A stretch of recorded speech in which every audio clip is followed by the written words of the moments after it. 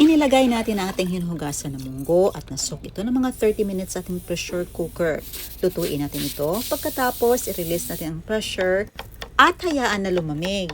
Naghiwa na tayo ng mga spices, kamatis, onion, garlic at saka luya.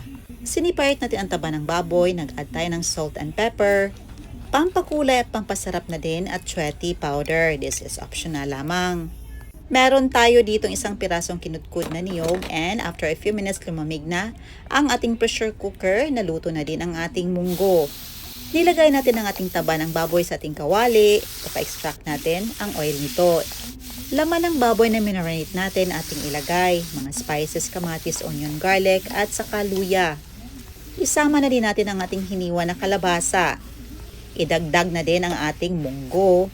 Paghaluin lang natin ito. Mag-add ng second piga na gata at kunting tubig. Takpan lang natin ito at hayaan na maluto. After a few minutes, ito na. Naluto na ang ating kalabasa. I-add na natin ang ating first piga na gata. At dahil medyo madaming gata ang nilagay natin sa una, tinagdag na lang natin ito at hindi na natin inubos pa. At tayo ng malunggay. Pampahaba ng buhay at para mas masarap na din.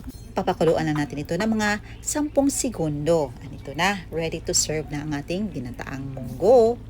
Napakasarap. Ito yung ulam na kahit araw-arawin mo pa, hindi ka magsasawa. Ayan lang po. Salamat sa panonood. See you in my next vlog. God bless you all and stay safe. Bye!